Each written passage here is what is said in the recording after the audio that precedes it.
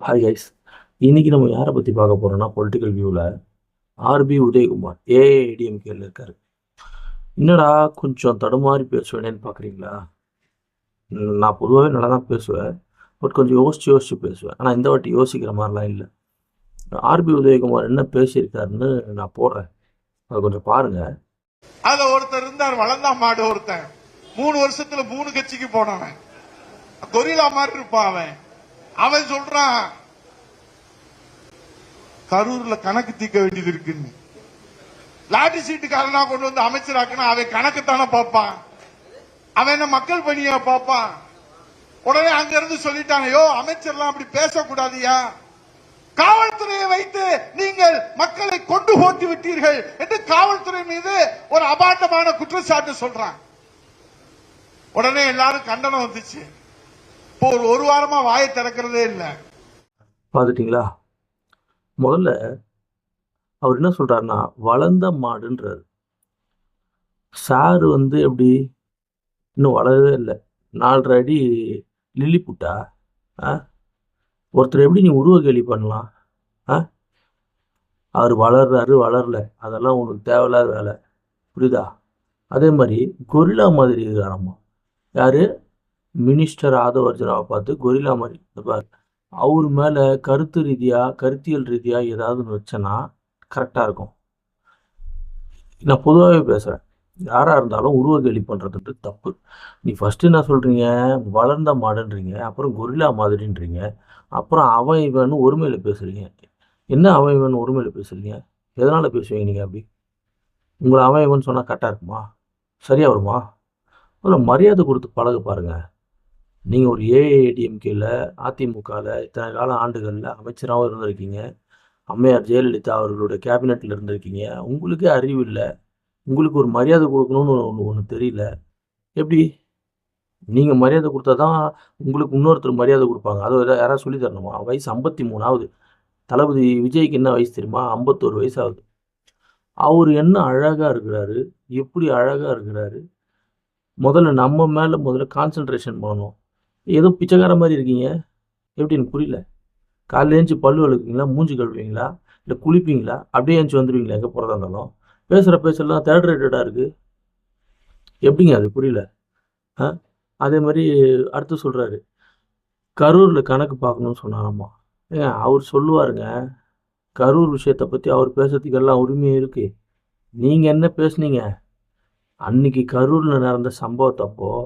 ஏடிஎம்கே என்ன குரல் கொடுத்தது அதை சொல்லுங்கள். அப்புறம் லாட்ரி சீட்டில் அதை விற்றதுனால கணக்கு பார்க்குறாருன்னு சொல்கிறேன். என்னங்க பேச்சு பேசுறீங்க? எனக்கு புரியல. உங்களுக்கு டிவிக்கே வந்தது பிரச்சனை. எதுக்கு? டிஎம்கே ஏடிஎம்கே நீங்கள் 2 பேரும் மாறி மாறி இருக்கணும், கொள்ளை அடிக்கணும். நீ கொள்ளை அடித்தா அவன் கண்டுக்க மாட்டான், அவன் கொள்ளை அடித்தா நீ கண்டுக்க மாட்டேன். கொள்ளை அடிச்சதில் 2 பேரும் பாதி பாதி பங்கு போட்டுப்பீங்க. ஏதாவது ஒரு இடத்துல கான்ட்ராக்டில் மாறி மாறி உன் சொந்தக்காரன் அவன் சொந்தக்காரன் மாற்றி மாற்றி கான்ட்ராக்ட் எடுத்து பொழப்ப ஓட்டிப்பீங்க.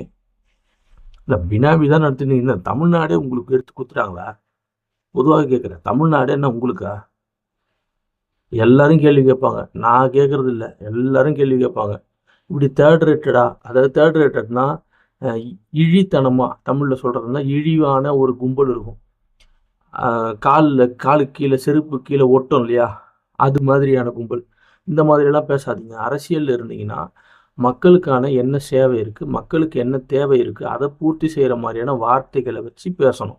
இந்த தேர்ட் ரேட்டட் மனுஷனாக கூட மதிக்க மாட்டாங்க யாருமே.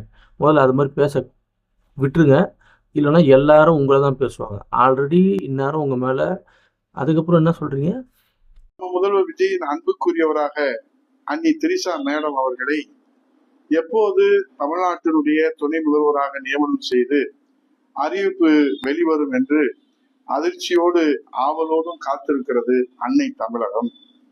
இதிலே ஜனநாயகன் பட இயக்குனர் வினோத் அவர்கள் ஜனநாயகன் படத்தை விஜய் அவர்களை வைத்து இயக்குகின்ற போது 6 மாதத்திற்கு மேலே அவருடன் நெருங்கி பழக பணியாற்ற வாய்ப்பு கிடைத்த எங்களுக்கே விஜய் அவர்கள் மக்களுக்கு நல்லது செய்வாரா என்று நம்பிக்கை ஏற்படவில்லை. ஆனால் ஒரு முறை கூட விஜய் அவர்களை நேரிலே சந்திக்காமல் பார்க்காமல் திரையில மட்டுமே பார்க்க முடிந்த நம்ம நாட்டு மக்களுக்கு விஜய் நல்லது செய்வார் என்று நம்பியது வியப்பாகத்தான் இருக்கிறது என்பதோடு மட்டுமல்லாமல் அவர் பக்கத்திலே இருக்கின்ற எங்களுக்கே தெரியாதது மக்களுக்கு எப்படி தெரிந்தது என்று பேட்டி கொடுத்திருக்கிறார்கள். எது எப்படியோ இப்போது தமிழகத்தின் முதல்வராக மக்களால் அடையாளம் காட்டப்பட்டிருக்கின்ற நம்ம முதல்வர் விஜய் அவர்கள் பிறப்புக்கும் எல்லா உயிர்க்கும் என்று உறக்க கொள்கை முழக்கமிடுவதற்கும் தற்போதைய அரசு பொறுப்புகளுக்கான நியமனங்களுக்கும் முற்றிலும் முரண்பாடாக இருக்கிறதே என்பதுதான் மக்களின் மனதிலே ஏற்பட்டிருக்கின்ற கவலை. இது இப்படித்தான் செல்லுவோம். ஏனென்றால் நம்ம முதல்வர் விஜய் அவர்களை வைத்து படம் எடுத்தவர்கள் எல்லாம் பாக்கியசாலிகள், மற்றவர்களை வைத்து படம் எடுத்தவர்கள் எல்லாம் பாவம் செய்தவர்களாக இன்றைக்கு நாம் பிரித்து பார்ப்பது, அதாவது தாவேக அரசு பிரித்து பார்ப்பது, அதன்படி அரசு பொறுப்புகளை நியமனம் செய்வது ஜனநாயகமாக ஏற்றுக்கொள்ள முடியுமா? இதுதான் ஜனநாயகமா?